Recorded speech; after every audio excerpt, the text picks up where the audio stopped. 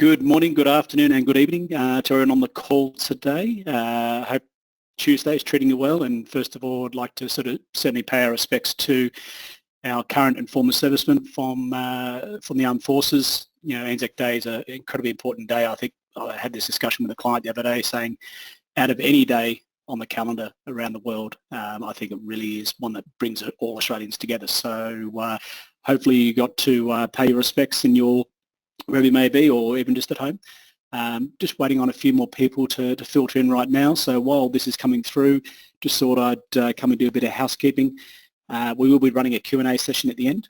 So there's actually a question box there. So as we're talking, feel free to start typing your questions in and getting your questions answered, because that's what today's call is all about. Really, we're just trying to dispel a few myths, provide a bit of unemotional, unabridged, unvarnished opinions on what's going on in the property market as well as the mortgage market back in Australia right now. There are a lot of headlines, a lot of conflicting data, a lot of indecision going on, and certainly Jeremy and I, hopefully we can give you as much value today and just bring to you an impartial opinion on where we see things are going. So I think we're just waiting one more minute while folks come in, because we never like to see where things are going. Can I just get a quick show of hands or a quick comment that everyone can see both Jeremy and I as well as the screen, please?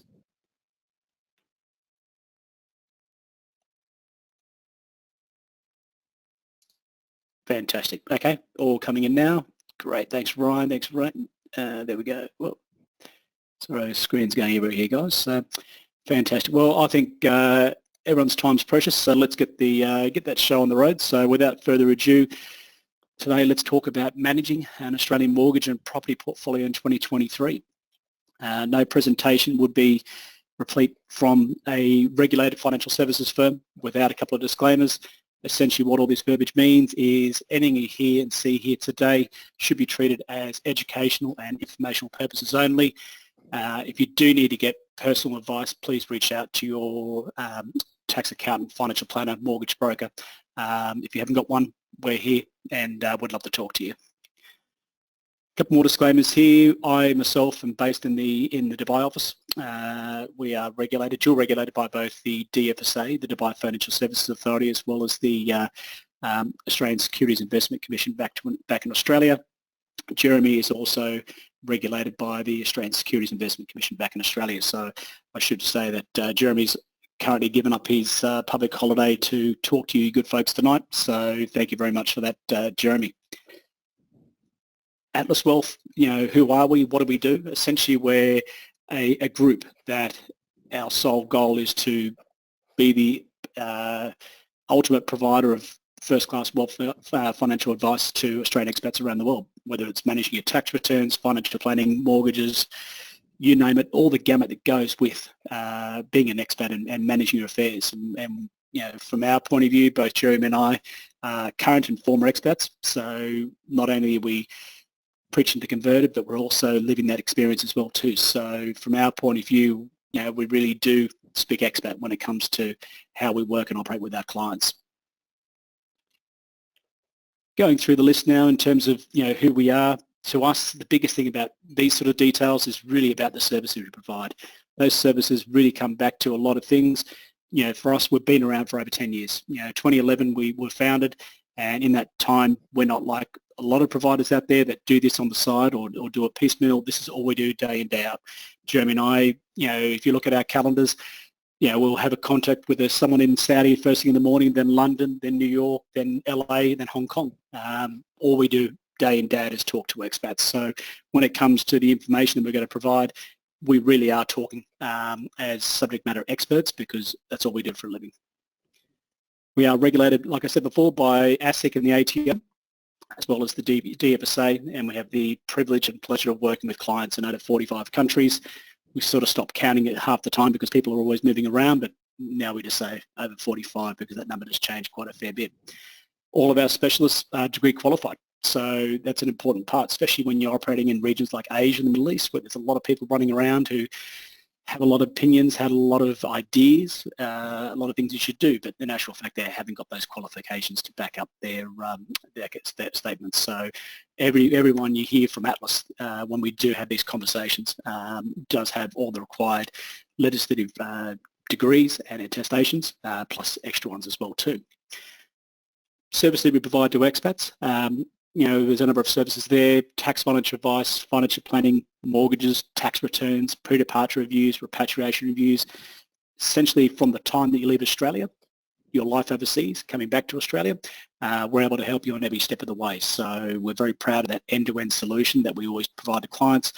When delivering advice to clients, whether it's on mortgages or financial planning or tax, we call that what we call two-dimensional advice, where your assets are in Australia, where you're overseas, and how those two intermingle and interlace between the two. So that's our specialty. We have 2 offices, Australia and obviously Dubai, and by having those offices we're able to really focus on, the Australian office specialises in the Asia region and the Americas. Our office here in Dubai, we focus on obviously Middle East and Europe and the UK. Can't call UK part of Europe anymore, which is always catching me out. And to us, having those full-time specialists just means that the information that you're getting is the latest information. This is not something we do from time to time. It's the expat space is ever evolving, ever changing from a legislative point of view, and central banks and governments around the world don't put out a bulletin note to expats when the rules change. They just expect you to find out along the way. Who am I and who's Jeremy? So I'm the founder of Atlas Wealth Management. 2011, former expat myself, have, I think at the last count, about 27 years of experience, a couple of letters behind my name, and Jeremy's the founder and managing director of Atlas Mortgages.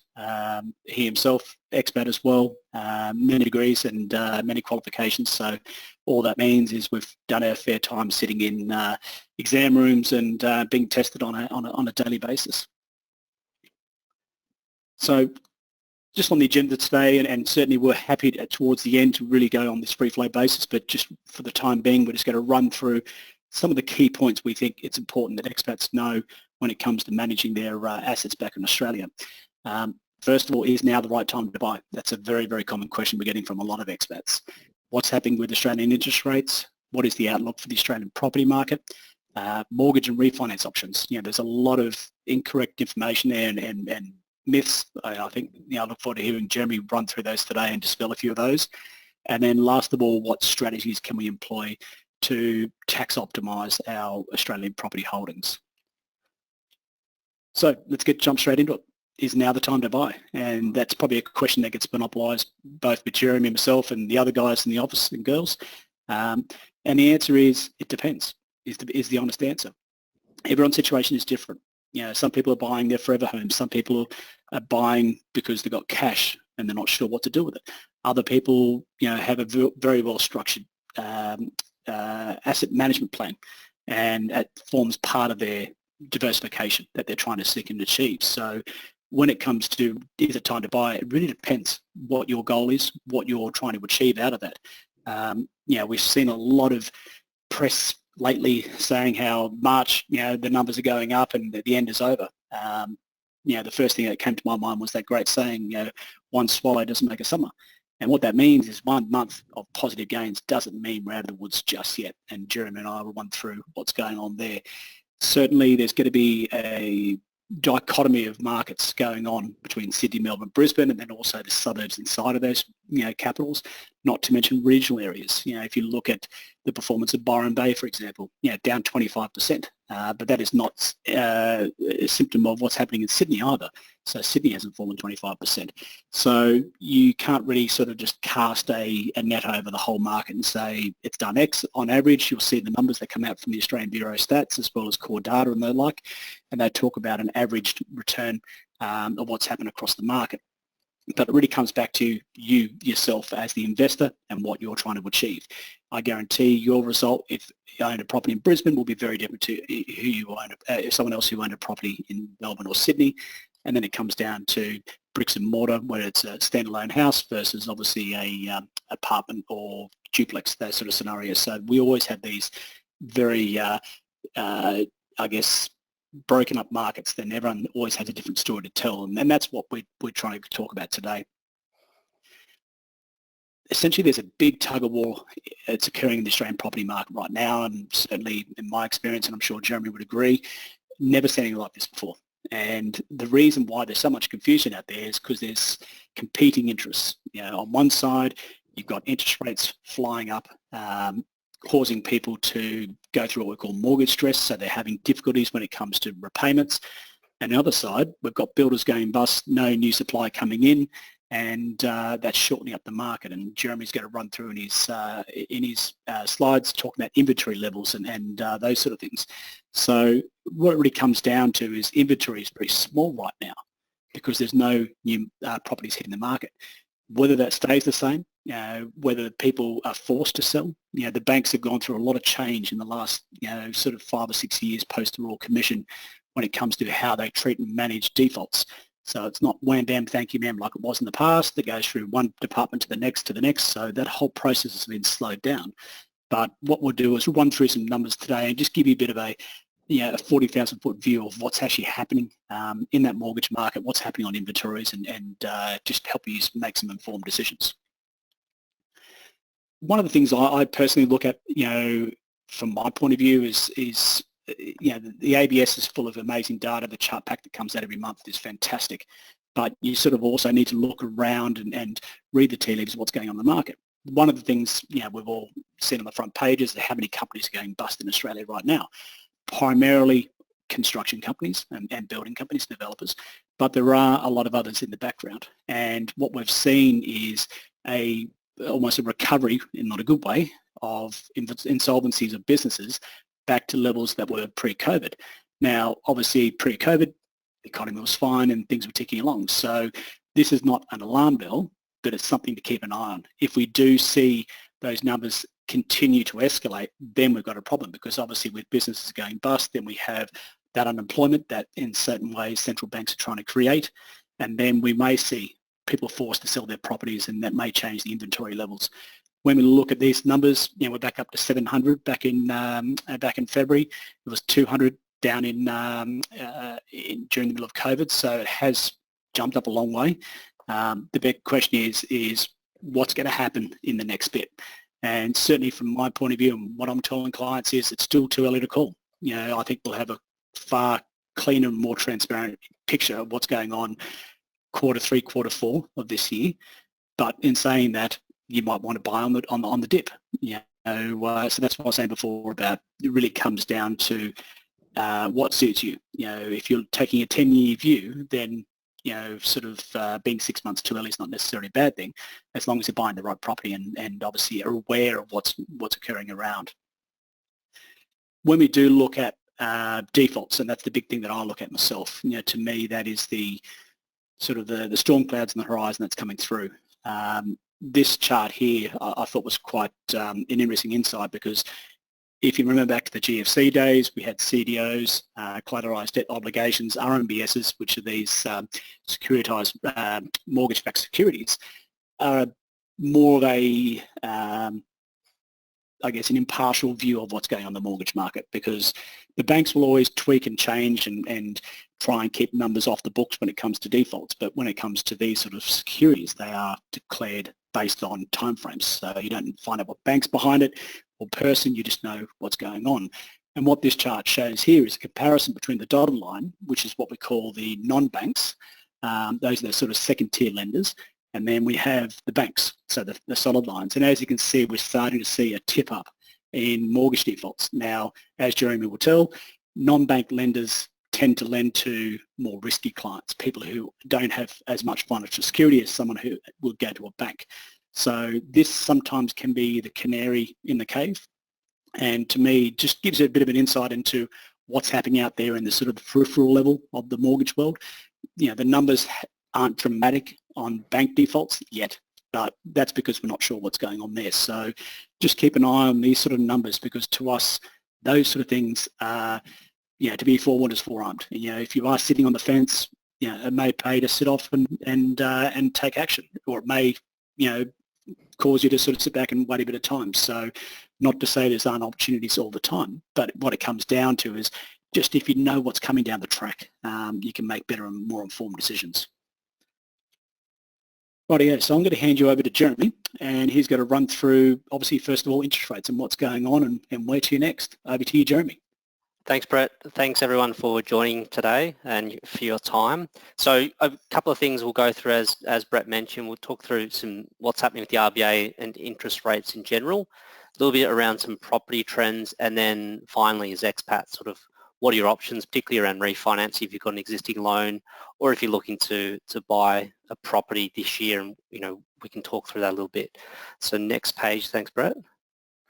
Yep. So on the left-hand side, we've got here a overview of what's happening with the RBA. So in this rate cycle, we obviously, May last year is when we started to tighten, or the RBA started to tighten, and that went from 10 basis points up to where we are sitting right now, which is 3.6%. So you can see that's quite an aggressive increase, and they obviously pause in April, pending seeing a bit more data in the coming months. And so what I want to show here was on the right-hand side, it really gives us a overview of how does that compare to previous cycles when the RBA has been increasing the interest rates for the Australian economy. And so that red line represents how aggressive we've been going, and that's actually to February. So if you want to add in March again, another 25 points. And what's really interesting, I think, if you look at sort of the cycle of 2002 and then have a look at how the interest rates interacted after that cycle in 2002 and those years to come, it was followed by a sharp decline, or the RBA cutting to the market now. Not sure how aggressive they will go when we do get to that stage of cutting, or if we sort of continue to pause, but we'll go through some data in a second. So next page, thanks, Brett. So what does that mean in terms of the mortgages? I mean, we've heard a lot about this in the media. So the RBA's released their chart pack on the left-hand side, and this shows us, if we look at that left-hand column, it's talking about how the RBA's tightening has increased on variable home loans. And so you can see there, those two lines, which may not come through, but that pink and orange represents new loans in the past sort of 12 months and outstanding loans. People have got existing mortgages. And with a variable loan, every time the RBA increases by 25 or 50 points, that's passed on by the lender to the consumer sort of 2 weeks later. So you're seeing that direct correlation with that sharp increase. And on the right-hand side, there's been a lot of talk around fixed rate loans. So down the bottom, if you look at that purple line, it's talking about outstanding loans. And so there's a period there for a couple of years where fixed loans are priced at that sort of 2.5%, and that's on the back of the RBA offering really cheap funding to the banks during COVID under that term funding facility. And so you can see that those outstanding loans have not really been impacted because they're still fixed in at those rates, but you can see that line is starting to head north as those fixed rates start to mature in the next sort of 12, 18 months. And then on that orange line for new fixed loans, the pricing has already shot through. In fact, the pricing on, say, a 3-year fixed loan over the last few months has been priced higher than the variable rate. That's now starting to come back as the global money markets have changed slightly. And then on the right-hand side, I've just done a bit of a snapshot around CBA, the largest lender in Australia.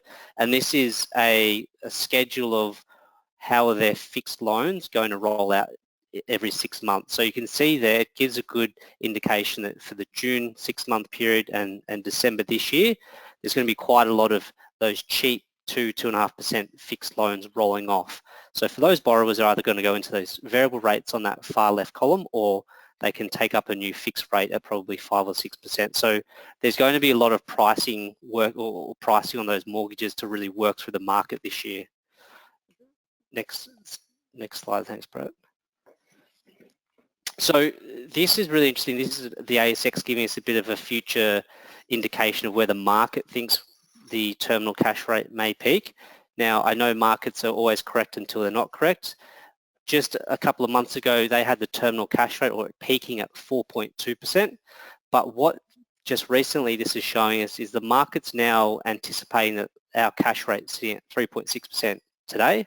And you can see that, in 12 months' time, they do anticipate a couple of cuts. So the cash rate to be down, or that yield to be down at 3.2% in the next 12 months. And that probably explains why over the last few weeks at least we're seeing really aggressive pricing on those 3-year fixed loans, because the banks are understanding that the pricing's not going to be where it was 6 months ago for a 3-year fixed loan versus where it is now. So that's kind of give a little bit of an explanation for that movement. And if we go over the page, if we go, so this explains, so these two slides I've put together is really just an explanation around something the RBA is really keeping a close eye on. So in every minute, Governor Lowe and the board really references the savings ratio of the households in Australia. So on the left-hand side, you can see there that red line. Heading into COVID, when everything was locked down, there was a lot of government stimulus on a state and federal level, the savings ratio of households shot right up, and mortgages and rental expense was super low at that point. But since we're now heading that period of increase in interest rates, that savings ratio is heading south. So that is something they're going to be very mindful of. You can see there that they've got households are now in negative disposable income. So that means that households are now having to draw down their savings to maintain their rent or to maintain their mortgage, which that was not the case 18 months ago. So I think this is going to be something the Governor Lowe and the board will keep a sharp focus on, because obviously they're very mindful. Even a quote from the last minutes, they did say that, quote, experiencing a painful squeeze on their finances, so some Australian households. So they're very aware of this fact. And if you look at, financial stress, in Australia, a lot of media is being put on, or spotlight on, mortgagor or people with a mortgage, the stress they're under.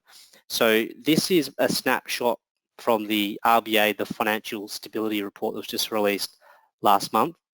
And on the right-hand side, the definition of financial stress, interestingly, it's quite alarming, the financial stress for a renter in Australia right now representing about 4 times what a mortgage is presenting right now in terms of financial stress. So again, that's something that the RBA will have to be very mindful of when setting monetary policy, because ultimately high interest rates will filter through to renters. Over to the next slide. So where the RBA is obviously very focused at the moment, I know that there's a review with the RBA board, but they're banned, or they want to target a 2 to 3% inflation, which I think in this type of environment can be, not necessarily what is the right outcome for the Australian economy. But looking at where the inflation numbers are in Australia, it looks like it may have peaked back in December at 8.4%. It's now been trending down to 6.8% in February. We will get the March readout shortly, so we'll get a better idea. But if we turn over the page and we get a little bit of a breakdown of what's driving that inflation, you can see here that there's a couple of things, and from my point of view, the fiscal policy is what's probably letting down or driving this inflation. So 2 things you can see there, I've highlighted the growth in rents. So rents is now being recorded in the CPI readout. It wasn't a couple of years ago. It's now at 4.8%. I'd expect that to continue to grow as tenants start to roll out their COVID tenancy agreements, and also landlords start to roll out those fixed loans, and they need to pass on some of those higher costs. And secondly, the electricity costs. So that's now at 17.2%, and that's going to go up another 20% in June on the wholesale level. So that will filter through to all households and businesses. So those 2 things, I think the government probably needs to step in and do more on the fiscal side, because monetary policy alone won't actually target these driving inflation numbers. So what's the outlook for the Australian property? So firstly, I've got here a little bit of a 12-month rolling change from RP CoreLogic, and it shows us sort of where on the media where the values have been on the dwelling across the country. So over the last 12-month period, we've come back 8% and broken down, as it would be expected. The capital cities have retracted, Melbourne, Sydney particularly 12% over that 12-month period, and regional areas have fared a little bit better. And that, I guess that's probably to be expected, as Melbourne and Sydney are probably the 2 markets that benefited the most or saw the most growth during that COVID period. So naturally, they're going to be the ones that come back first. And if we go across the slide and look at a 3-month change, you can see here that over that period, it's nearly been eliminated to 0 growth. So you can see there, it's starting to bounce back or trend back. I'm not going to say that, property's going to go and bounce back and go on a tear right now, but it's showing that perhaps at this point it's found a little bit of a floor. And then you can even see in some of those markets, so Sydney in the capitals, it's now registered a slight growth. Even Melbourne's come back and nearly neutral out that growth as well. And you can see some of those regional areas are starting to come back. And I think that I'll go into that a bit later, but that goes into a little bit of the post-COVID trends. We're now starting to see people come back from regionals into those capital areas. So if we go over the page and we look at what's been happening to the rental market, it's been runaway growth. So over the last 12-month period, 10.1% across the country, and then particularly in those capital cities, 11.5%, Sydney and Melbourne, 12.6%. So far outpacing any wage growth in those capital areas, and that is fueled by obviously low vacancies, which we've got some numbers on, but also increase in immigration numbers coming in post-COVID.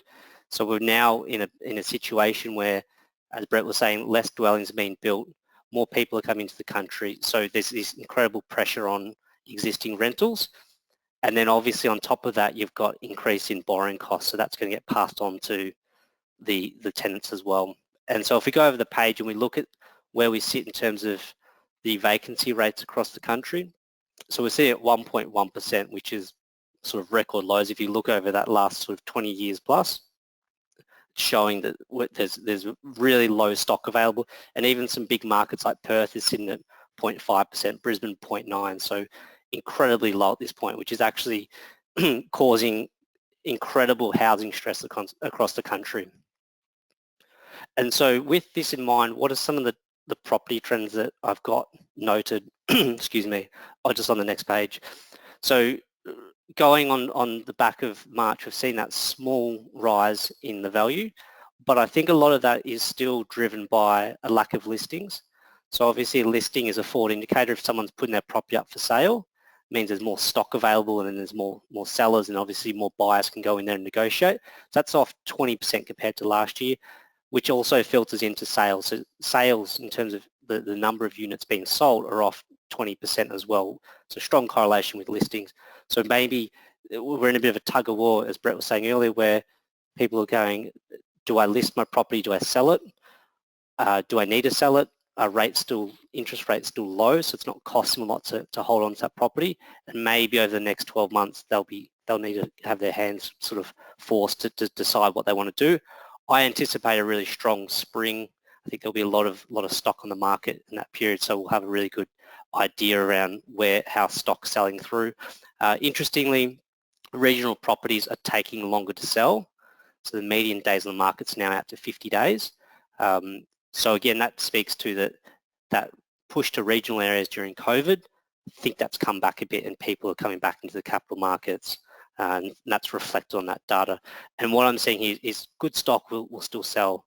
So if you've got a property that's located, doesn't have to be a grade location, but in a solid location, but if it's presented well, if it's renovated, if it's livable, it's still going to demand a good value. I don't see a fire sale, because the cost of construction, the cost to replace that dwelling or renovate yourself is so high. So typically you would see an appreciation in the land value on a property, but I think now we're going to get to a point where we'll see a leveling, or at least an appreciation on the replacement value of that property, because I'm seeing construction costs for clients doubling in a space of 24 months. So selling a dwelling that you can move into yourself or your family, that's still going to have incredible value in the market.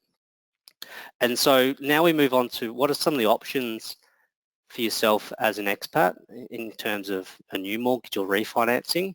So going over to the page, I guess the first question is, can I refinance as an expat? Well, yes, you can. So same key rules apply, is making sure there's sufficient equity, and then servicing is evident. And I think servicing is a little bit more complex as an expat, but if you've got sufficient equity, so more or less if you've had that property for the last couple of years, there's probably equity in there to allow that refinance, and then it comes down to that servicing piece. And so I've been doing a lot of work with clients who've come to me where not necessarily need to refinance them, but we've gone back to their current lender and see if they can sharpen the pencil and get us there as a solution, or get them closer to what that bank is offering new to bank customers. Because what we're seeing in this market is, even doesn't matter who the lender is, they're all trying to increase their margins on their back book. And if we do nothing and let them do that, then they walk away with higher margins on that mortgage. So firstly, can we go back to the bank and get a better deal? And that may be a solution. If not, we need to think about, does that loan provide the correct structure and the features for your goals? So that's something a bit more personalised. What are your goals as an expat with those properties, or additional properties? What's your 5-year goal with those loans? And then if that existing lender is not going to help us out, then we can of course look at other lending options in the market. In spite of the tightening of the credit policy in the market, banks are still incredibly hungry to refinance and take on your business. So don't sit there and think that banks won't be interested in you as a new customer, because if you're prepared to do the work, there's definitely some good deals out there. So across the page, so just to talk a bit more generally around what are some of the options available as an expat. As we said, refinance, restructure your loans. We can look at buying a new investment property.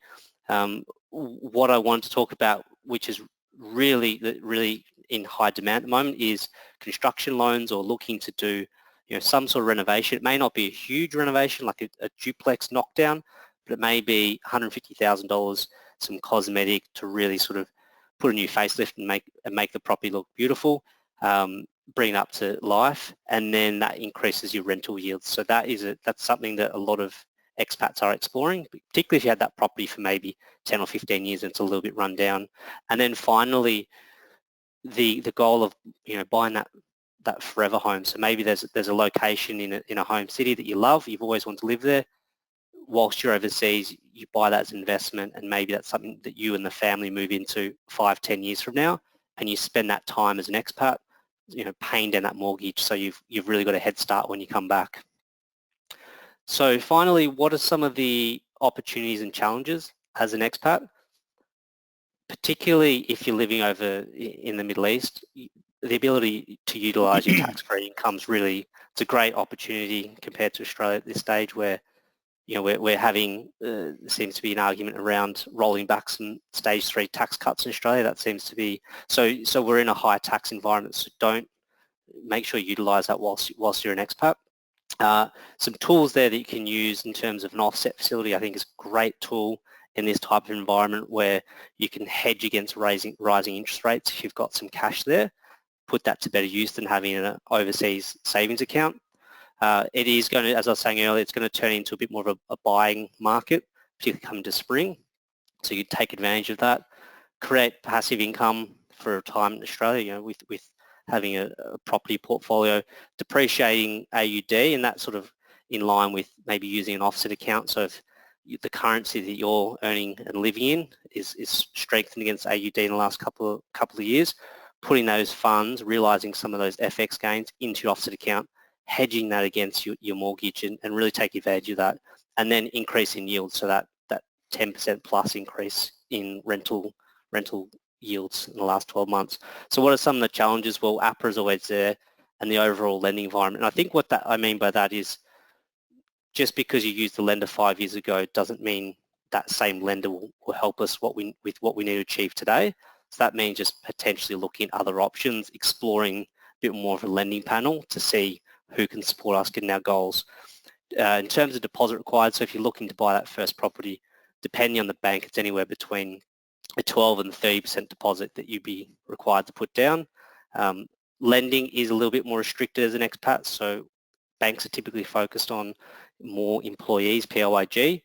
And then finally, final 2 points, government and tax changes. Now that's probably not necessarily just for expats, federally and at state level, they're all running out of money. They're trying to find new ways to tax us. So we've just got to be on top of those changes. And then if you're trying to buy with a non-citizen spouse, there's a few challenges around that, and mainly around the additional taxes that the governments want to levy against you. So just trying to structure it to get around that. So that's back over to you, Brett. Thank you. Thanks, Jeremy. I think you've given everyone a lot to think about. To me, I love data. I'm a data nerd, but it's unemotional, it's binary, there's no agendas, there's no smoke and mirrors that can sometimes be part of the property industry in Australia. You always wonder who's the one in the background pulling the strings. So, I think people have got a very clear and concise view. Just a housekeeping point, being a male, clearly I couldn't talk and do the slides at the same time. So those slides at the beginning that I was talking about that no one saw, after I finish this bit, I'll actually go back and show you those slides because I think it's very important to have a look. I can see some of the questions coming through, so fantastic. Guys, keep going. So let's keep those questions coming through. So to me, I just want to quickly run through some of the key, pain points we see, solutions we use for our clients when it comes to managing their property. As we know in Australia, property is religion. Yeah, most people have it. So these are the sort of core things that we tend to focus on with clients, and when it comes to how to optimize your scenario. I mean, you don't have to do this, but like Kerry Packer said, if you don't make an effort to reduce your tax, then you need your head read. So let's get on with the tax side of it. So one of the things I really want to harp on, and we're still seeing this on a I wouldn't say a daily basis, but certainly weekly and monthly basis, is people are unaware of the main resident exemption changes. More so people who have recently moved overseas post 1 July when the change went through. Essentially, the main resident exemption rule is the 6-year rule. 6-year rule essentially means that if you are resident in Australia, you move from your principal place of residence in Melbourne, you keep that property, you rent it out, you move to Brisbane, you rent a property there. You can keep that tenant in that property for up to 6 years and then choose to sell that property in that time and not pay any capital gains tax.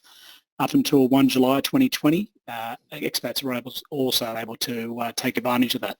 And this is probably part of the issue we find with the expat urban myths, because sometimes the information does not get updated and everyone talks about the 6-year rule.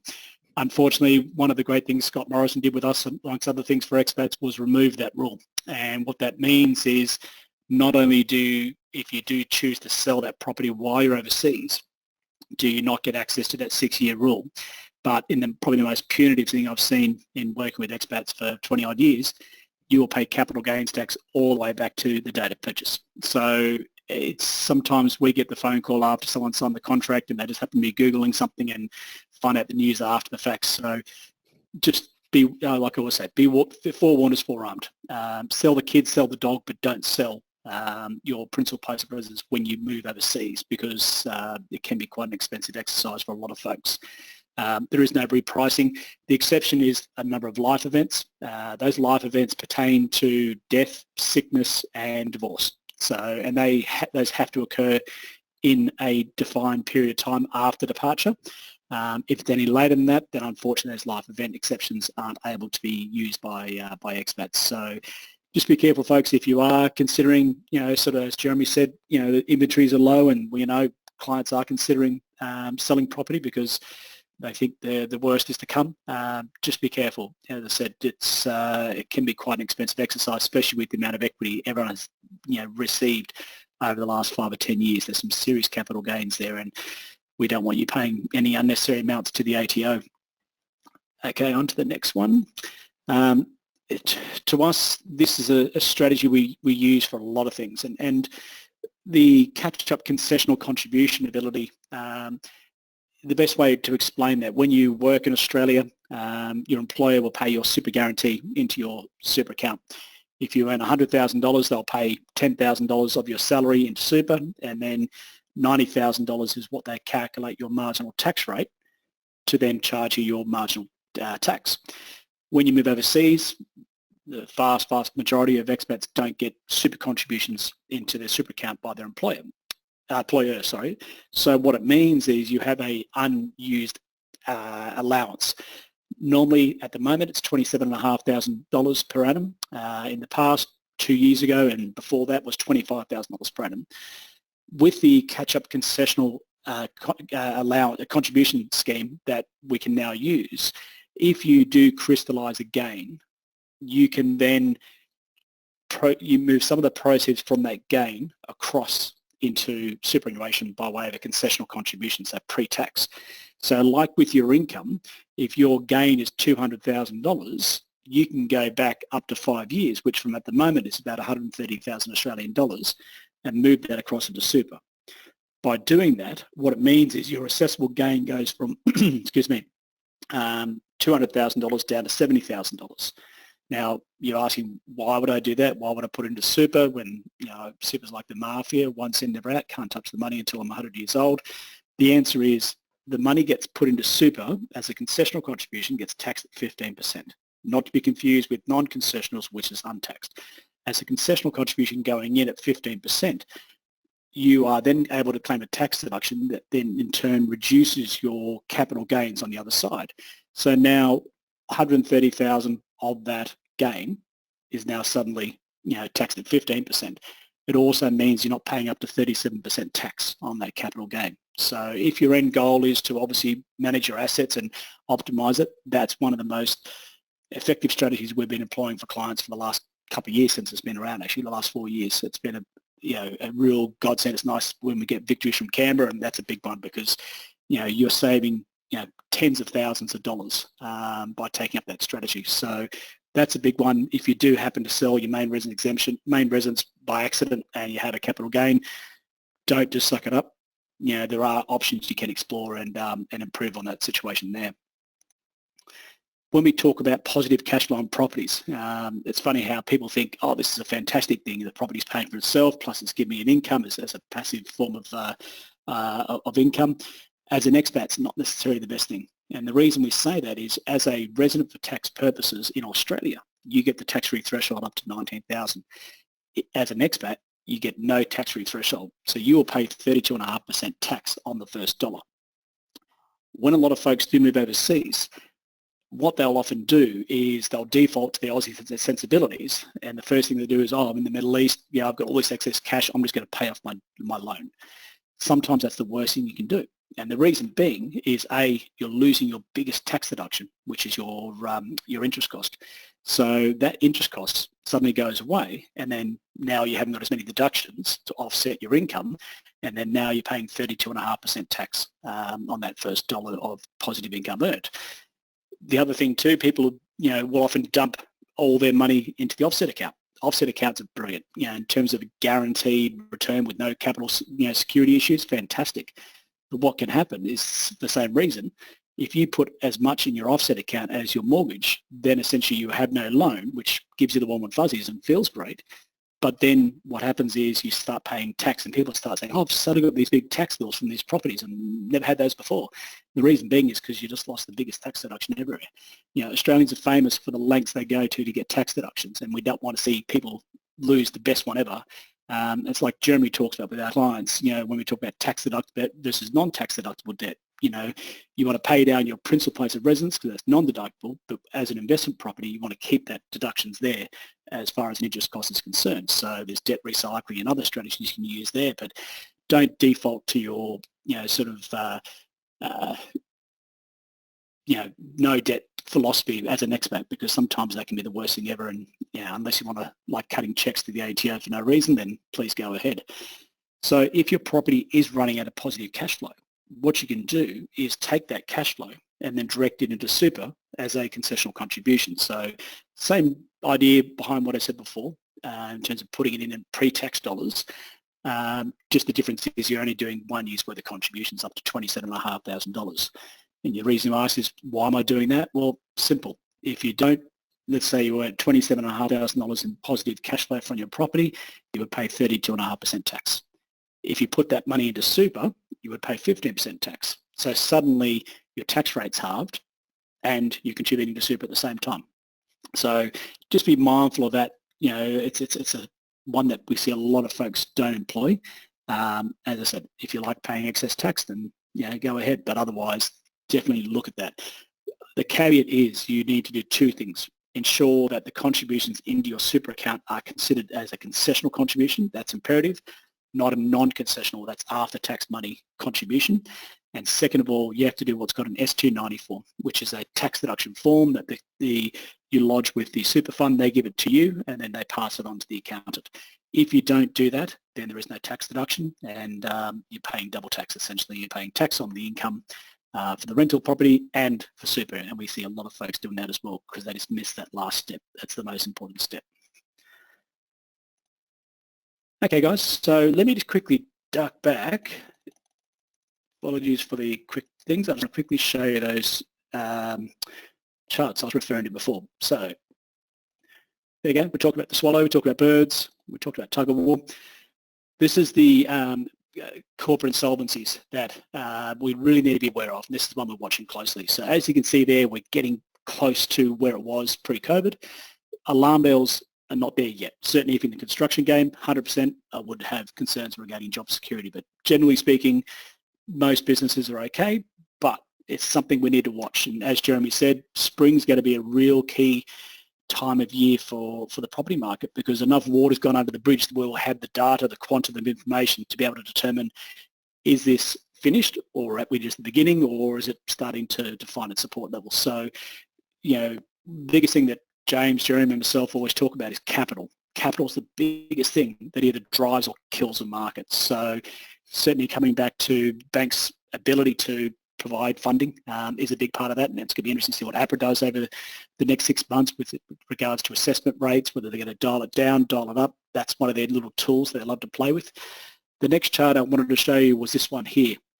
So residential mortgage-backed securities, this is where the guys like Aussie Home Loans, RAMS, they'll bundle up all these loans and then they'll sell them as an investment to an investor. The solid lines are essentially the prime bank loans, and then the dotted lines are the non-bank loans. So think of it as the solid lines are the blue chip clients, our clients essentially, sort of people we work with, and then the dotted lines are those who find it difficult to get loans from ANZ, NAB, Westpac and all the major banks, and they'll go to a second tier lender like a Liberty or a First Mac or a La Trobe or another one there, Pepper, AFG, Resi, there's quite a few of them out there. So not to say that's a bad thing, sometimes due to your circumstances you'll have to go that way. But generally speaking, and excluding expats, but more so looking at the Australian market, most people who are using a non-bank lender tend to be a non-desirable client from a big four bank's point of view. So your situation may not be as sound or as solid, or serviceability wise you may have a couple of issues, and that tends to be where we see the issues with respect to obviously mortgage defaults. And as you can see there, we look at the solid lines, they're starting to turn, but nothing of any great concern. But if you look at the dotted lines, both on the 30, 60 and 90-day arrears, they really are starting to shoot up. So we'll go have to watch that one closely. To me, those sort of things, you don't panic now. You watch, you make informed decisions. And like Jeremy said, spring's going to be an interesting time, because by then we'll have 9 months of data from 2023, and we can really work out, okay, can we put down the fire hoses and extinguishers, or are we in this for longer? So yeah, I just wanted to show those to you guys because I thought they were very, very important. So now we'll just quickly run on to the Q&A section. And before we hand it over to everyone, I'm just going to ask Jeremy a quick question, because I think this is a question that a lot of folks ask me on a daily basis. Jeremy, are banks still lending? Because some people are saying no, some people are saying yes. What's your view on that? Oh, I think you're on mute there still, mate. Yes, they are. I've spoken to some senior personnel at different banks, and credit is driving the sales arm a little bit. And I think that's on the back of some of the banks are quite happy with their book growth over the last couple of years. So that from a credit point of view, they just want to preserve that and not necessarily grow at the same level. So they're not as hungry for new lending. And that's why you're seeing banks are incredibly hungry for refinancing, but not necessarily as hungry to take on new lending.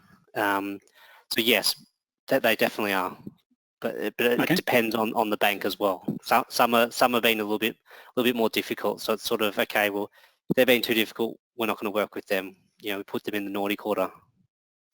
Do you want to talk to the audience more about how the banks can be completely different beasts from one week to the next? And I think people realise that, how one week they can be all in love with expats and next week no go. Why is that? How does that happen? How often does it happen?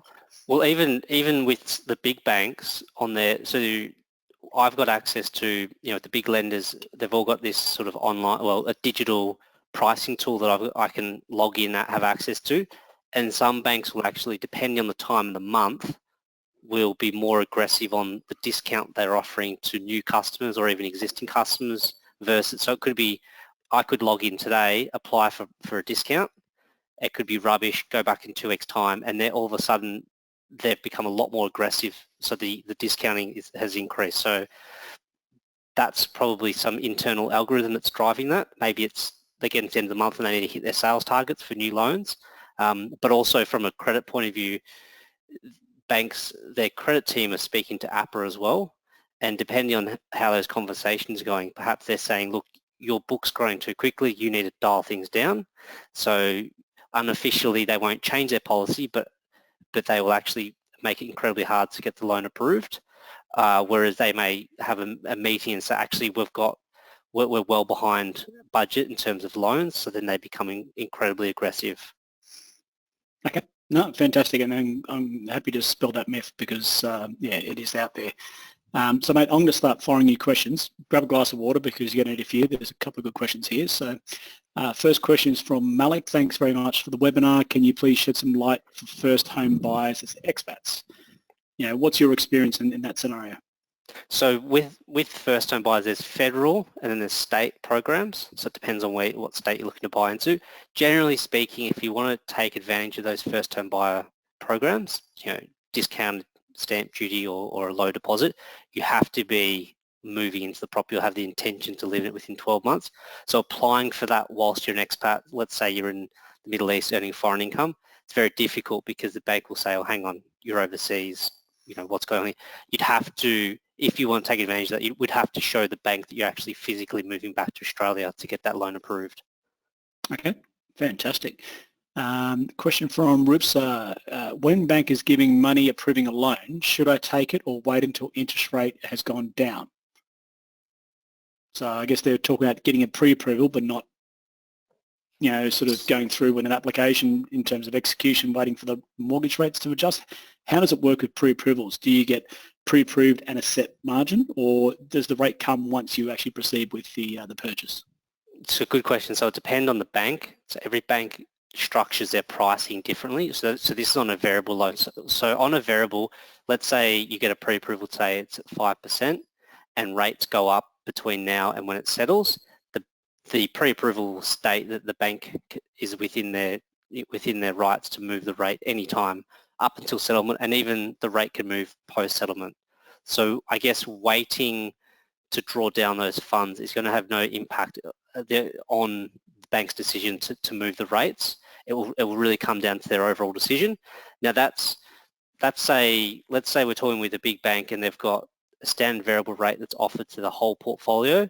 You go in and we negotiate a discount. That discount will stay on the life of the loan. That will be on the loan documents. Whereas some banks will have variable products and they may say, look, this is what we're offering to the market. That can come with terms and conditions. They may say, look, this is a really sharp variable rate, but it needs to draw down by X date. So obviously if the loan doesn't draw down by then, you won't get that discount that's offered on that promotion. On a fixed loan, if you take a pre-approval with a fixed loan in place, unless you have a rate lock where you pay the bank a fee, it could be $500-700 to lock in that rate on that date, and that will lock the rate for 90 days. So if the bank increase their fixed rates between now and settlement, well then they'll guarantee that rate that we had on the application. If you don't have the rate lock in place, you'll just get the fixed rate at the date the loan gets drawn down. Okay, fantastic. Good question and great answer. And just for the folks out there, while we are going through this, I'll put up some other slides too. If you are interested in actually booking an appointment with Jeremy, you can QR code that as well, or alternatively just go to atlaswealth.com and fill out the contacts page, and you know, certainly love to have a chat to you. That actually goes directly into Jeremy's calendar too, so keep him busy. He's got a young one with a new one on the way, so he's time poor as it is. So make sure you make the most of that. Message from the question here, I should say, from Kezia. If you sell your property while away, do you pay tax on $1 when you sell, or just the gains? No, it's just the gains, Kezia. You know, essentially, you bought something for $1. Goes to $2, you don't pay tax on the $2, you just pay it on the dollar. The amount that's changed there. She actually goes on to provide an example. If I bought for $500 and sell for $700, do I pay tax on the $700 or the $200? No, just definitely on the $200 gain there. Next question we've got here is, how do we strategise against land taxes expats. So actually what I will say to folks is Jeremy used to be an accountant as well before he saw the dark side and came to the good side. So he wears two hats when it comes to analysing things. Jeremy, have you seen clients employ any sort of keen strategies to try and help a land tax, which is becoming a bigger problem these days? Yeah, it's, I mean, unfortunately it is what it is with some properties. I've got clients where they've got, good location in Sydney, and that property alone, one property, because it's appreciated to a couple of $1 million, the tax bill can be anywhere between $15,000 to $20,000 every year just because of the appreciation. So a couple of things, obviously, if you've got multiple properties, have them in different states, because every state you'll have your own threshold. Look at who owns the property. So you've got your own threshold as individuals. So how is that property going to be structured? Is it going to be one person's name, 50-50? A lot of people do look at trying to own within a trust or a company. Just be mindful of, for example, say Victoria, your threshold, if you own a property in a trust or a company, it's much lower, and the rate of land tax is much higher. So I guess the strategy would be to think about, is it actually cost effective to hold it in that type of entity? Because on a state level, they'll charge you a higher land tax to have it in those entities. But if you're sitting on property that's sort of appreciated, and there's unfortunately not a lot you could do. I mean, you could try and contest the land valuation from the valuation general that comes out, particularly now if you think that prices have come back a little bit. Mind you, they are typically lagging. I mean, I just looked at mine, and that was last valuation was done in 2019, so they do normally lag a couple of years. Okay, no, great answer, and I think that's what we see as well too. And sometimes you can make a rod for your own back by using a structure, because if you maybe buy as an investment but then want to move back into it as a principal place of residence, tax-free, guess what? You then have to do stamp duty coming out of the trust back into your individual name, and yeah, it can go quite sideways sometimes. So question from Ashel, actually. What happens if you move back to Australia and sell the main residence after that? I can answer that one, Ashel. It's pretty simple. You re-engage what's called main residence exemption, and then depending on the time away from that property, you'll either get what's called a full or a partial main residence exemption. So it gets apportioned out. If you move back into that property within 6 years, it starts again, and happy days. If it's after 6 years, say 10 or 15 years, then 6 of the 10 or 6 of the 15 years will be tax-free, and the remaining amount will be taxable. Important to note, when you are moving back to Australia, you need to work in reverse to what we all go through in the hoops when it comes to qualifying as a non-resident. You need to qualify as a resident. That includes 183 days in Australia, behaviours test, resides test, and so forth. What that means is you really need to not even consider selling a property before 6 months. Otherwise, you can crack the gates open to dispute or disparity when it comes to the ATO. If you give them the opportunity, I'm sure they'll take it. So certainly be patient on that side. Next question from Hanny there, Jeremy. What are a few ways to increase your borrowing capacity as an expat? I think the big one is your outgoings, so liabilities. So key I see with most expats is your credit card limits. So every $1 of limit, Australian dollar, you've got open, reduce your borrowing capacity by $5. So if you've got a $20,000 Australian credit card open, that's reducing your borrowing capacity by $100,000. So either close out the cards, reduce those limits, and that will turbocharge your capacity. Look at things like if you've got car loans. I mean, car loans are really, really bad for your borrowing capacity. I know depending on where you are, you can get a really good deal. It might work out cost effective versus paying for that car in cash, but just be mindful if a mortgage is something you're looking at, can you put that off, that car loan, because that's going to have a negative impact. And then obviously your outgoing, so your rent, not a lot you can do, but if you can move into something a little bit more cost effective, that's going to increase your borrowing capacity, because that's a post-tax deduction, or sorry, post-tax outgoing that we'd have to factor in, and then your personal living expenses. So just look at your last 3 months. Can you tighten the belt a little bit just around some of your outgoings? And then I guess on the income, if you're receiving, or if you've received 2 years of a cash bonus from an employer, then we can use that for servicing as well. So the bank will normally say, okay, we'll take the lower of the 2 years that's physically been paid, so not what's due to be paid, but what's been paid historically, take the lower of the two and take 80% of that, and that can also increase your borrowing capacity. Okay, fantastic. And then Stefan's got a question. What are some of the challenges in buying together with a non-citizen spouse?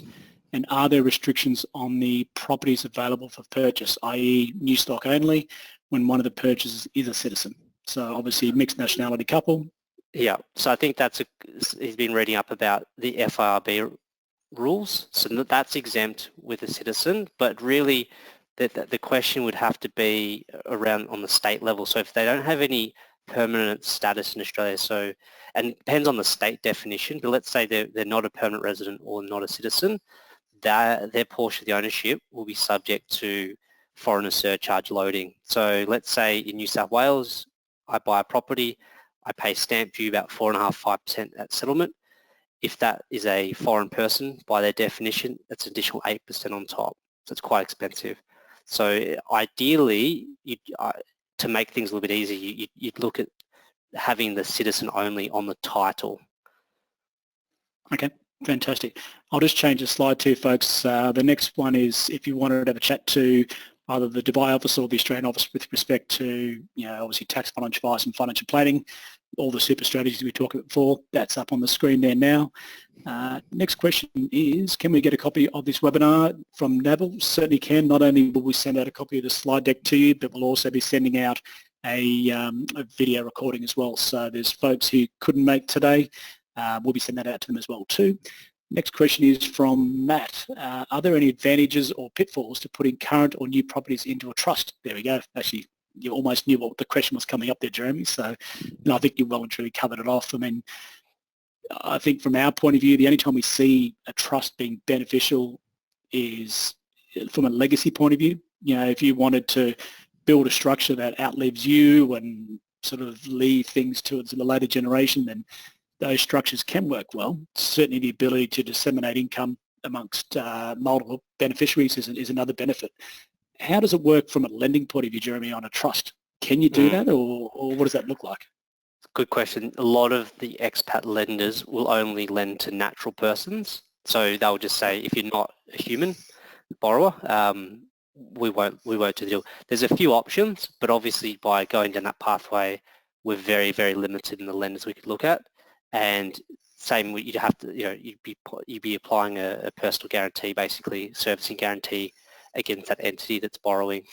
And then you just need to also, think about from an ASIC point of view, if there's a corporate, say a corporate trustee involved, who are the directors, and then thinking about, where they domicile, because ASIC has a requirement that director needs to be in Australia. So then if, let's say you put your brother as another director that lives back home, okay, well the bank wants to understand the financial backgrounds, assets, expenses, liabilities of that other director. So it can get quite messy. Yeah. Who said managing money as an expat's easy? It's you can make it, and that's what we often find, and it's a conversation we have with clients on that repatriation side, is if that is the end goal, demarcate your management of that property between non-resident and resident and do things differently. So you might look at that opportunity once you've repatriated back to Australia, because then certainly a lot more opportunities become available, don't they? Yep. Okay, so thanks, Matt, for that question. Question from Honey. Can we make non-concessional contributions as an expat? Is it advisable if expat does not have taxable income or capital gain arising? Honey, the answer is yes. You may hear people in especially the Middle East and Asian regions saying you can't do it. Generally, they are people with foreign accents and three-piece suits trying to sell you 10-year Isle of Man bonds and those sort of things, scare tactics. Essentially, super is a agnostic asset. Whether you're resident, non-resident, the same tax rules apply. The exception to that is self-managed super funds, which we won't go down that rabbit hole today. What it means from your point of view is, can you put money into super in a non-concessional, e.g. after-tax way? 100%. $110,000 a year is the limit, or you can do 3 years worth of contributions in 1 year, which totals $330,000. The answer as to would you do it really is a personal one. We have clients who are 30 who contribute to super. We have clients who are 50 who don't. It really comes back to the liquidity. If you love forced savings and you love the idea that you can't go to an ATM on a Friday night and pull that money out, then super might be a great strategy. Alternatively, what we often find is super's treated with a bit of apathy amongst expats. They go overseas and it's just this statement they get once a year, and everyone always bitches and moans about the performance. To me, super becomes more important as you get older, and the reason being is because we do have annual contribution limits. It's not just a case of retiring at age 59 overseas and moving back to Australia with $1 million and then wanting to put that into super straight away. You can't do it. There are annual limits, there are contribution limits you can do. So what you need to do is almost reverse engineer it backwards from when you plan to retire and what balance you want, and then work backwards and say, well, I'm this age, what do I have to put in now to get that super account to that level of that age? So in answer to your question, yes, you can, and should you? It is really a personal decision. It's something that it's probably the most contentious question that a lot of clients have. We can give them the Excel spreadsheet answer, but sometimes they want something completely different. Question from Brad. Positive cash flow after all deductions expenses. What classifies as a non-deductible expense that is able to reduce net income?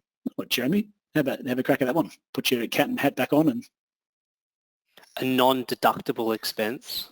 Yeah. So, I mean, the idea behind non-deductible means it wouldn't reduce your net income. Oh, so in terms of the borrowing, so non-deductible interest would be if you've taken the borrowings out to purchase your own occupier or a place of residence. Yeah. Yeah, so I don't think there's, actually a good one, and this is one we come across from time to time, and I think this would classify as this. Do you want to talk to people about the difference between a redraw and an offset account? Because that is certainly non-deductible debt when you look at the redraw side versus the offset account, which is deductible. Yeah, so an example, let's say you've got a home loan or investment loan for $200,000 that you owe on your property back in Australia. And you don't have an offset set up in place, and you put an extra, say, $50,000 down on that mortgage. So your balance is $150,000 owing, which is obviously deductible. You've now got $50,000 in your redraw. So if you go ahead and jump in there and you've paid the money down, but now 6 months later you need to take out $25,000 to buy a car, and you pull that money back out, all of a sudden you've caused a tax issue on that loan, because the purpose of the borrowings is not just for that investment property, which is deductible. It's now also for a car, which is for private use. It's non-deductible.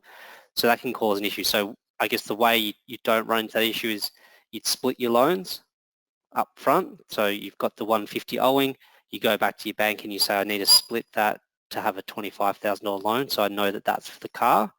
Or you have an offset account in place where the funds can just sit there like a bank account and you can draw them out when you need them for whatever purpose. And then obviously the bank is charging interest on the net borrowing. So the loan balance less the funds in your offset account, and then that will be the deductible interest.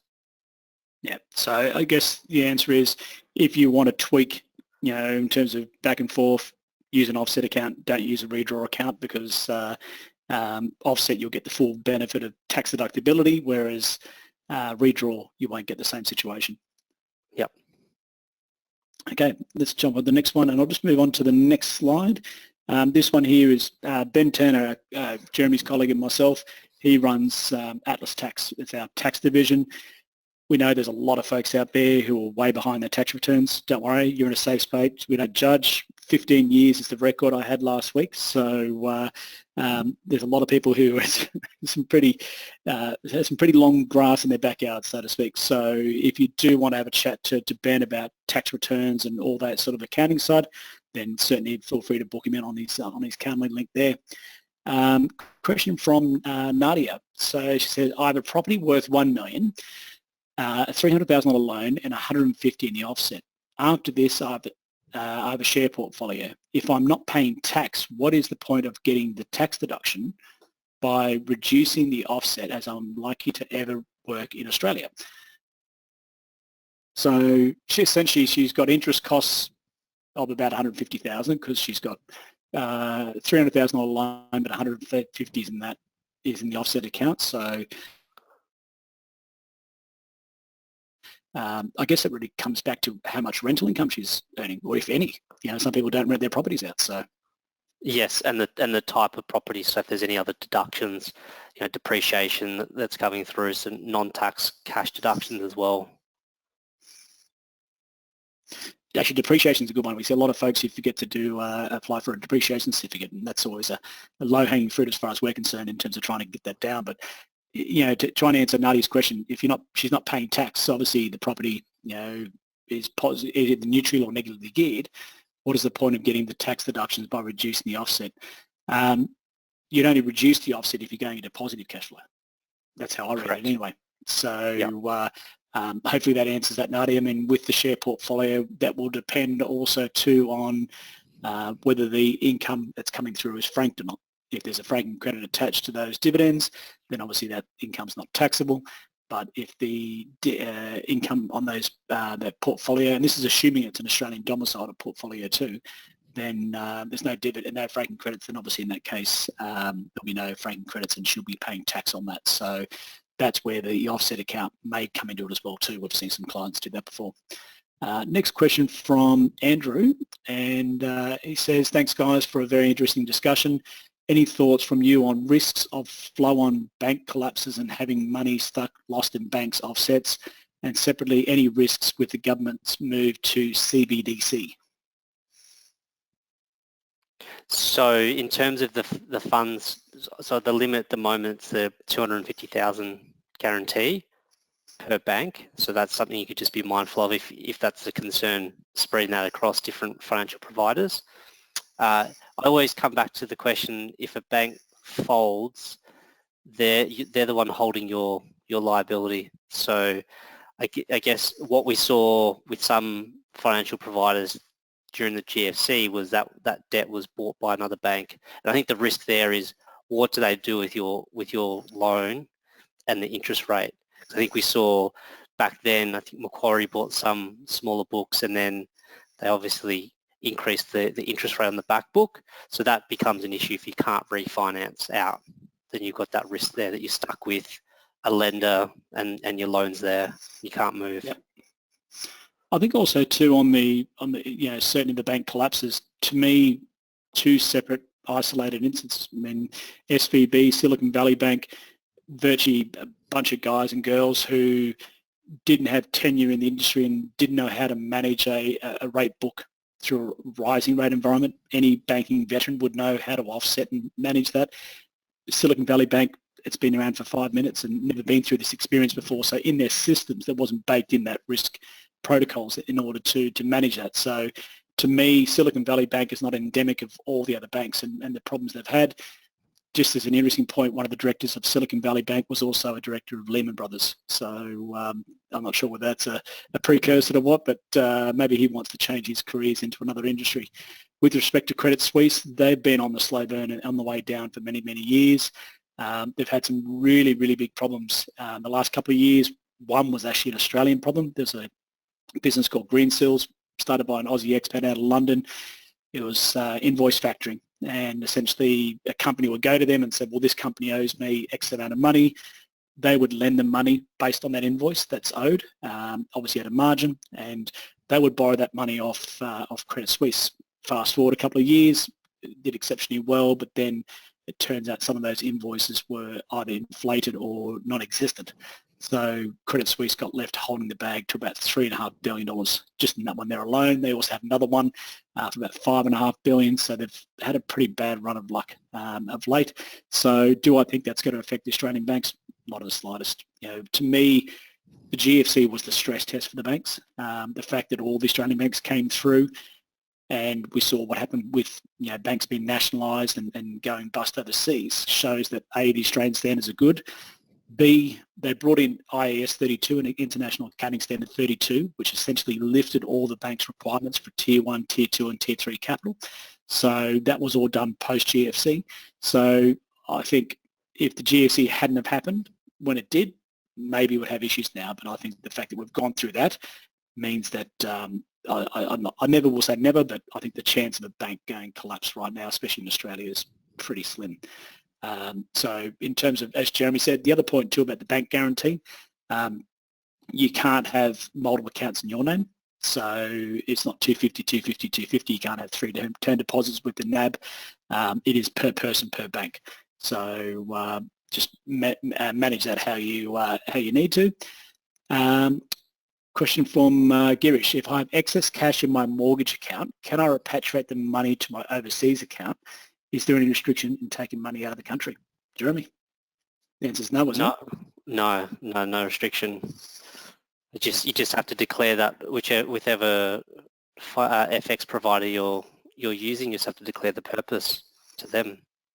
Yep, and that's the thing. I think it's just we always say when you're transferring money to or from Australia, be honest and open and transparent. Make sure that your actions are mapping to your intent. Don't try and be clever. Don't try and transfer $9,999.99 because that's going to get flagged. So answer your question, Girish, not a problem at all. Question from Mary here.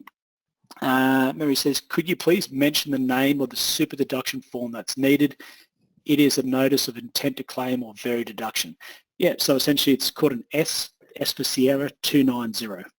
Talk to any super fund, they'll know exactly what you're talking about, and it's your intent to claim a tax deduction on a contribution you put into super as a concessional contribution. So question here from Rupsa. I'm just trying to get through these questions. There's quite a few. Could you please explain more on the S290 form you just mentioned? Okay, so this is sort of a two-part strategy. Pre-30 June, you put in money into super and you make sure it goes in as a concessional contribution. And then post 1 July, you will then lodge a form with your super fund to say that you want to claim a tax deduction on the amount that was put in. So you don't do that pre-30 June, you transfer the money into your super account pre-30 June, and then in the month or 2 or 3 or 5 sometimes, after that you'll then get the form off your super fund provider and then give that to your accountant who will claim it as a tax deduction. It's important and it's imperative. The money has to go into the account pre-30 June. You can't do it post, so anything that happens in that tax year has to be done at the same time. If you're generating positive cash flow, you need to create the deduction in that same tax year, so that's important. So hopefully that answers your question there, Rupsa. Question from Elliot here. Do you think Australian ATO could follow UK HMRC in removing tax relief on interest payments or set a flat 20% of interest? UK government claims it's to make it fairer for all. You can read more here on a petition. So I don't know, Jeremy, what do you think? I mean, the government sort of, every now and then you hear the whisper about no negative gearing or, I mean, I think they put that stuff out there to read the temperature of the market. What do you think the chance of an ATO doing something like that? I think this goes to probably a larger conversation around, well, two things. One, the governments need to find more revenue, so you can never say never, but also the tax act in Australia is so complicated. We've got two, the 36 and the 97. They probably need to revamp the whole thing, not instead of just do little bit by little bit, take it to election saying we're going to scrap negative gearing and franking credits. We're going to change I think they probably just need to simplify it, and perhaps part of this, some of these changes may be part of that conversation, but overall it probably needs to be looked at as an overall conversation. Definitely. No, I completely agree, and tax reform's been on the agenda for many years, but no one's had the gumption or the bravery to attempt it, have they? No, and I think just going by history, whatever changes do occur, they're typically grandfathered in. Yep, that's right. Okay, on to the next one here from Girish. If my current mortgage is, say, 5.5% and I have cash sitting with me here in Dubai and can't get a safe return of, say, above, say, 3.7%, then won't it make sense to have it on a positive cash flow on my investment property? I'll have a crack and then I'll let you have a crack, Jeremy. Well, it comes back to the differential you can get and how much tax you'll pay. So if you put your money and make it a positive geared property, whatever return you're going to get, you need to take over a third or almost a third out of that return, because that's the money you'll be giving to the ATO.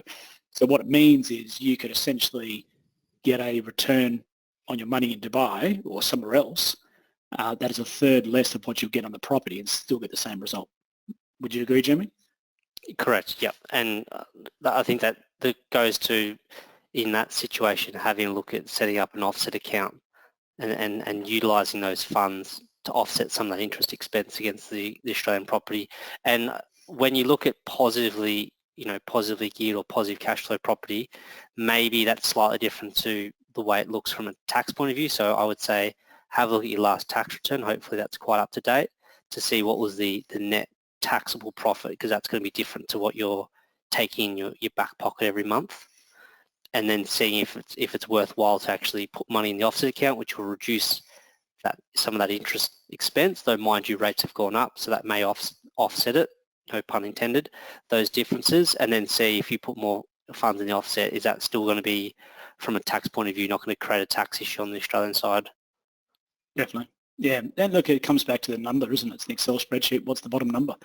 But then also too, I think, you hit on a good point about flexibility. By using an offset account, you always have the ability to take it back. Whereas if you pay off the loan, then you have to go through the whole process of refinancing. You to get the terms you want, all those sort of bits and pieces that really come into it. So, yep. Okay, so thanks for that one there. A question from Bruno. In general terms, for an expat with no intentions of returning to Australia, does it make sense to hold Australian property as an investment? Well, I guess it comes back to my point I was trying to make at the beginning. It depends. On 20%, I think 18% of our clients don't actually return to Australia. They're Australians who live overseas permanently, but sometimes they'll use Australia because from a sovereignty risk point of view and geopolitical risk, it's quite sound and safe. In your case, it might purely come back to the Excel spreadsheet answer with no emotion. There's no real, answer to that. I mean, it depends. Depends on the asset, depends on the investment. From a yield point of view, Australian property historically was very poor in yields. At the moment, it's popped up. Is that there to stay? We don't know. Can you get a less risk return somewhere else?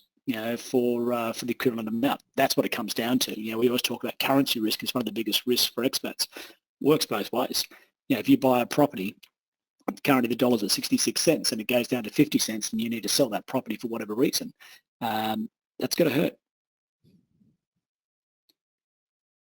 What do you think, Jeremy? Are you sort of coming across that scenario before? Or?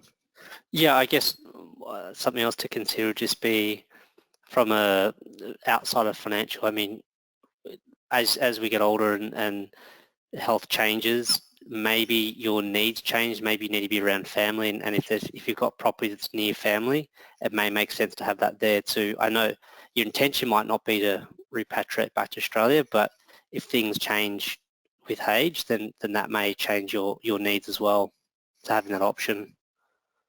Definitely. No, I think you're spot on. I mean, changes are constant, and then for expats, it's even more so. So could not agree more. Question here from Evelyn. I'm close to losing my permanent resident visa, has been in the UK for 15 years. Would I still be considered as an expat?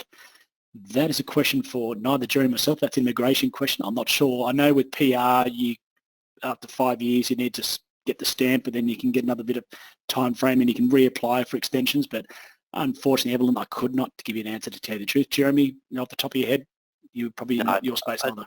No, unfortunately, that's not my wheelhouse. Okay, fantastic. Question from Adina here. Pros and cons of expats buying investment property through a trust or super.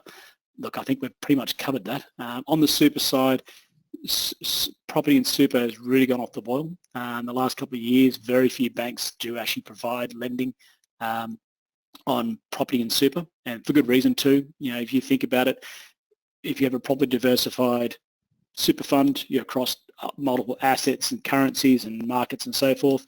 If you take all that and buy one property, your asset diversification is one.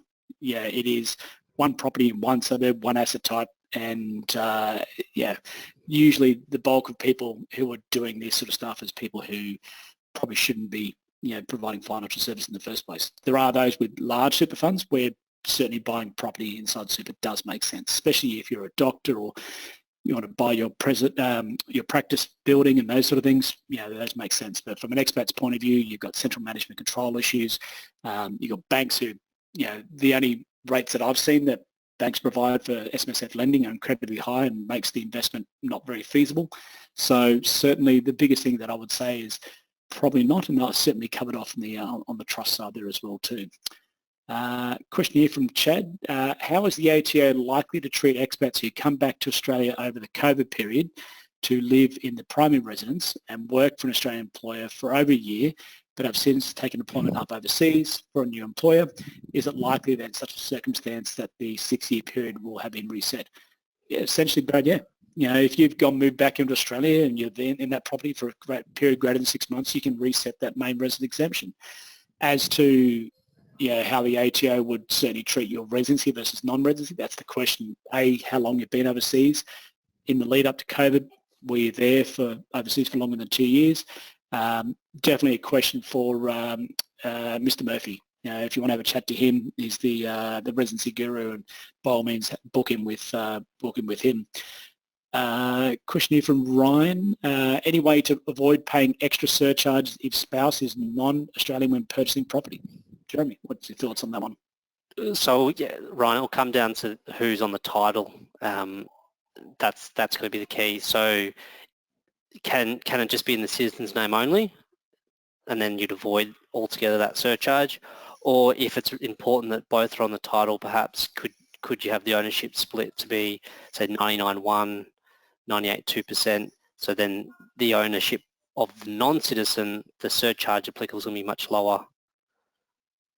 But just an extension on that, if they are a complete non-resident, so no PR as well, lending from an expat policy point of view, a lot of my expat lenders will only lend to citizens or permanent residents or even Kiwis overseas.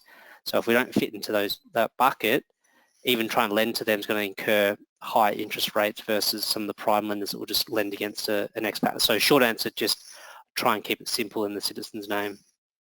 Okay. Good advice. Question here from Raywin. I'm an expat and non-residence tax at the moment. You mentioned about the 6-year rule. Once I return back to Australia for one financial year to get my tax residency back, will I get my 6 years rule and 50% capital gains discount back? Yes, you will, is the honest answer and the quickest answer. Obviously, with the 50%, there'll be a pro-rating between your time away as well as time in Australia. So unlike the main residence, where if you return within 6 months, it's like you never left. 6-year rule, it's like you never left. With the 50% discount, your time away, if you're away for 5 years and there was growth in that period, you won't be eligible to claim that 50% discount on that period. Question here from Ashwin. Thanks for the session. I came in late. Will you be sharing the presentation? Certainly will, Ashwin. We'll have all those details going out to you in the next 24 hours. Sorry, guys, there's so many questions. I'm trying to get through this and answer everything for you.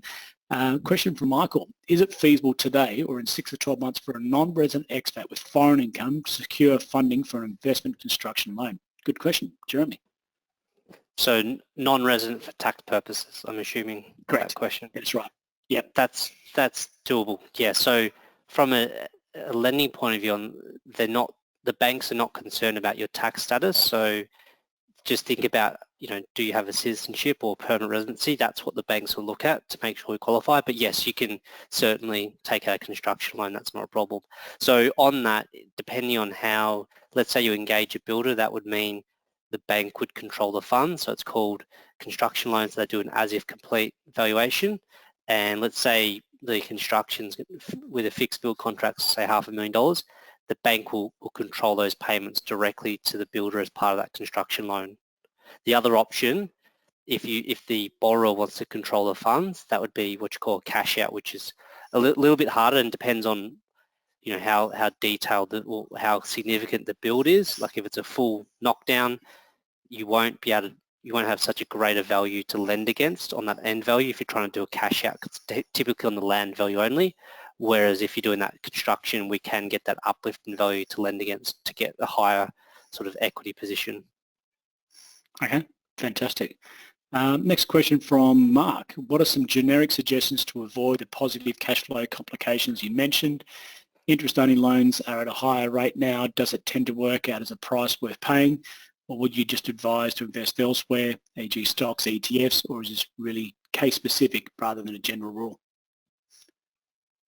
So on the interest-only lending, if you want to continue that, so if you want to say refinance into another 5-year interest-only, there's options available as an expat. It does limit your options. Some banks will say will only allow principal and interest repayments, so that's just something to be mindful of. We won't have as many options to look at. But yes, you could get equity out on that property to then go on as part of your deposit. So let's say on that existing property you own, take out a 30% or loan for 30% value of the next property, and then take a 70% loan against the second property we're buying. So essentially you've geared 100% borrowings for property 2, which would cause a negative gearing position on property 2, which could then offset property 1 that's positively geared. Yep, no, spot on. And the other option too is just sometimes positive cash flow isn't the end of the world. You know, using super contributions is that test. The fact that he's talking about advising elsewhere means he's probably putting surplus cash flow on his loan. So certainly we when we talk to clients about what to do with your disposable income, you know, obviously make your payments you need to make on a mortgage, but don't stretch the numbers there. Divert those when you do leave the country. Assets split, so you have obviously taxable Australian property and non-taxable Australian property. Obviously taxable Australian property, house, land, apartment, continues to accrue a liability. Non-taxable assets, shares, managed funds, ETFs don't. So what a lot of folks do is they'll take surplus cash that they have, instead of putting it off the loan, they'll put it into shares and ETFs. That accrues capital gains tax-free. And then when they return to Australia, they sell that portfolio down tax-free, and then take that money and put it off the loan. So essentially they've got that same result of being debt-free, but maybe in a more tax-optimised way. You know, to answer your question, Mark, it depends on each individual circumstances. Some, you know, our clients, exactly what Jeremy said, redraw, keep building that, and keep those costs high.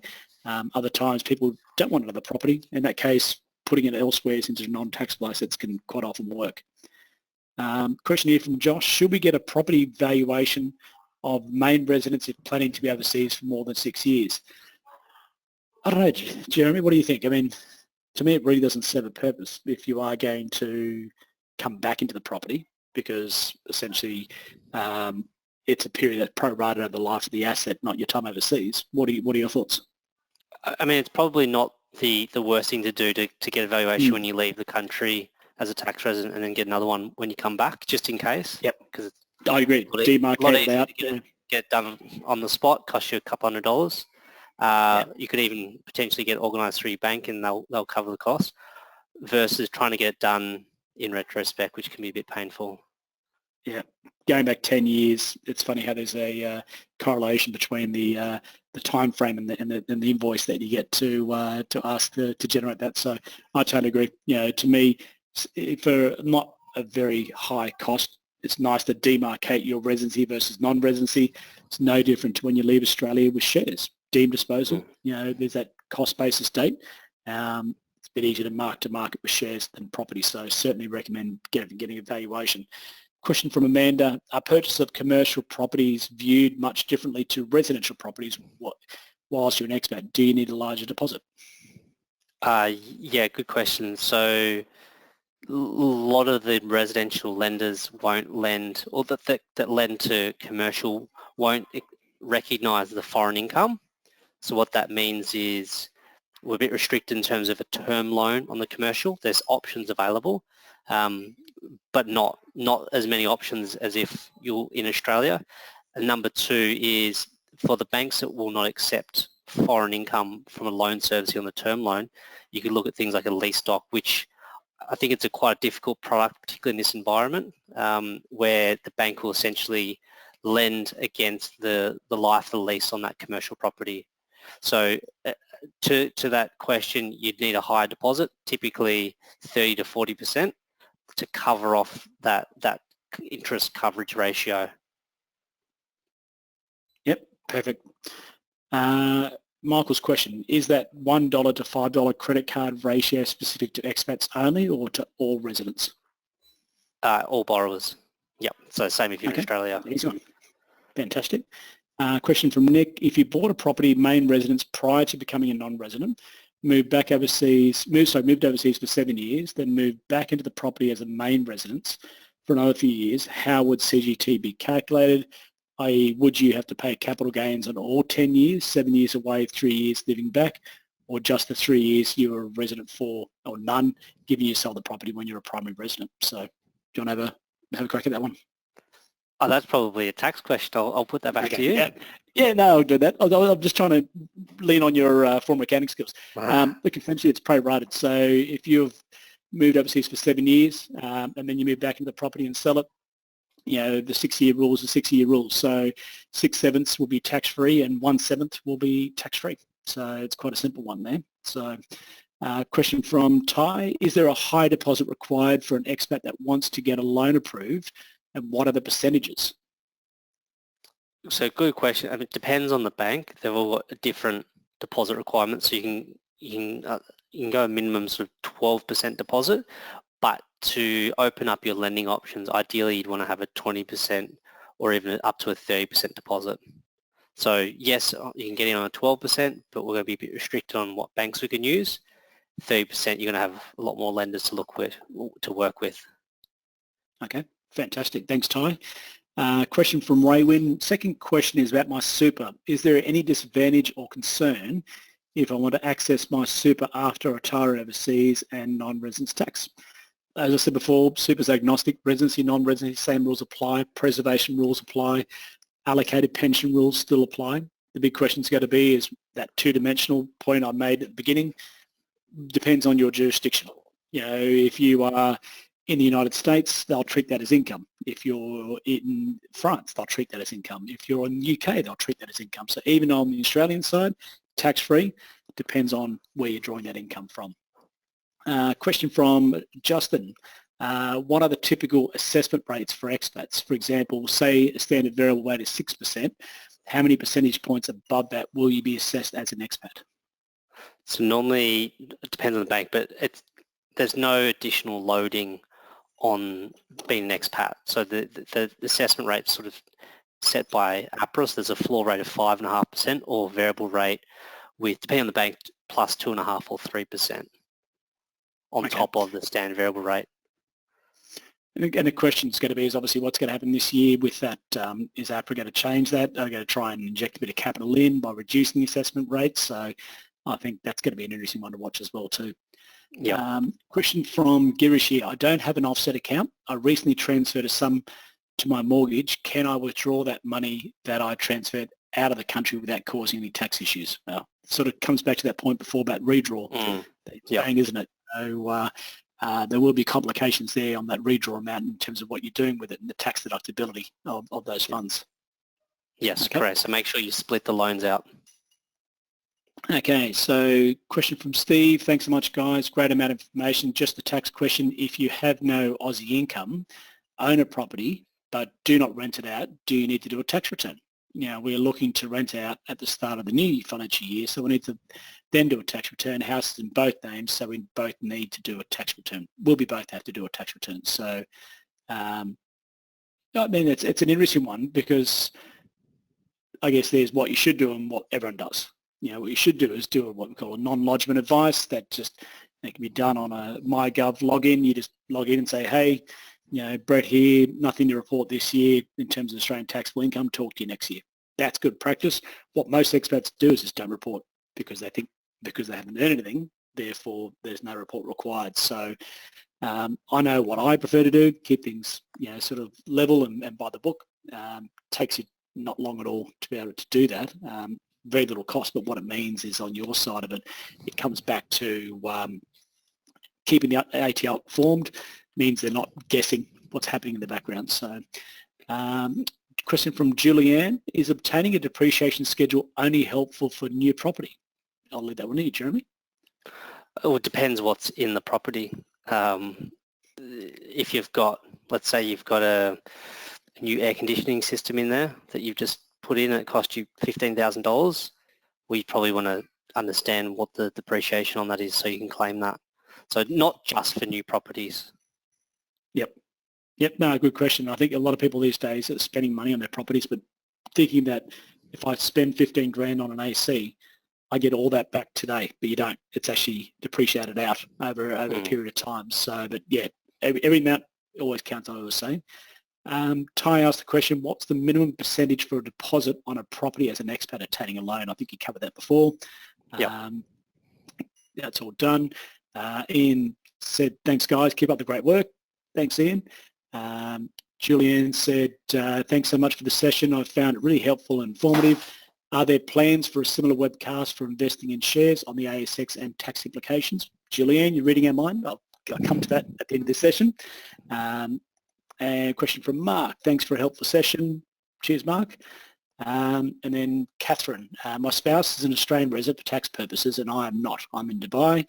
He buys a property in Indonesia in his name only, but I pay a chunk plus help me pay off the loan. Do we need to get some kind of document to show that I've paid some of this for tax purposes, or does it make no difference?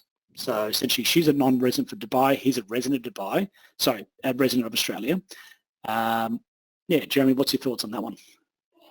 So the property's in Indonesia? Property's in Indonesia, he's Australian tax resident, she's a non-resident based in Dubai. So, and she wants to know, does she need any kind of document to show that she's paid some of this for tax purposes? Actually, Catherine, honest answer, that link before to Ben, you know, and you'll be able to see it when I send out the slides as well too. You know, have a look at that, have a chat to Ben. That gets in that real grey space, you know, because certainly from your point of view, you don't pay tax in Dubai, but from your spouse's point of view, they may need something on their side of it as well too. So I'll defer that one to Mr. Turner. Question from Lisa. We are repatriating to Australia after 9 years in Portugal as a Portuguese resident. Is it important for us to sell and settle on our property before we return to Australia? We want to avoid any double tax on capital gains being paid in Australia. Also, are there any considerations for us before buying a property in Australia? Do we need to wait 6 months after moving? So I'll answer the first bit, you can answer the second bit. So if you are selling a property in Portugal, obviously, yeah, you do want to clean that up before you return. Once your boot's on the ground in Australia and you tick that resident returning card, worldwide assets are taxable. Now, in saying that, if the property doesn't sell before you move back, it's not the end of the world because it's only from the time of arrival to the date of sale that you're assessable from that capital gain point of view. So don't beat yourself up if the property doesn't settle before then. Jeremy, do you want to talk about how long they have to wait to get a mortgage as an expat? As a returning expat. Well, there's two options. You could look to buy whilst you're overseas, and that would be done as an investment loan using your foreign income, but it sounds like that's probably not a pathway you want to go down. If you're physically in Australia, you could, and it comes down to your status of employment to service the loan. So let's say you've taken up a full-time job and maybe it's a new employer but the same industry that you work in overseas. You could basically start applying for a loan within a couple of weeks very quickly. So it's not like you'd have to wait 6 months like you asked. If it's a casual role or something like that, that you would have to wait a little bit longer for the banks to accept it. But if it's a full-time role, pretty much banks will start lending off an employment contract in Australia. Okay, good to know. Mate, that's it. We've gone through a lot of answers there. Thanks, Girish. Appreciate your kind words, and also thank you, Caroline. So appreciate your kind words as well. Just as housekeeping, next month it's the federal budget. Not exactly the most exciting of events for most people out there. It is for us. I wouldn't say exciting, but interesting anyway, because this is where we get an idea of what's going on in the world with respect to Canberra and tax legislation. Do we see the proposed residency rules come through? Do we not? Do we see the statutory tax cuts get approved? There's a lot of things going on right now. So I'd invite you to follow the social media pages we've got there up on the screen. Also to our website, atlaswealth.com. We'll be releasing details very shortly on the budget seminar. Then after that in June, beginning of June, we'll have Ben Turner on the call talking about end of financial year tips. So keep an eye out for that one. And then we'll also be doing one of these as well too about investing in non-taxable assets like shares and those sort of things. So folks, thank you very much. We've gone a lot over time, but hopefully we've answered all your questions. And Jeremy and I would like to bid you a good morning, a good afternoon or good evening, wherever you be, and look forward to seeing you on the next session. Thanks very much, guys. Thanks, guys.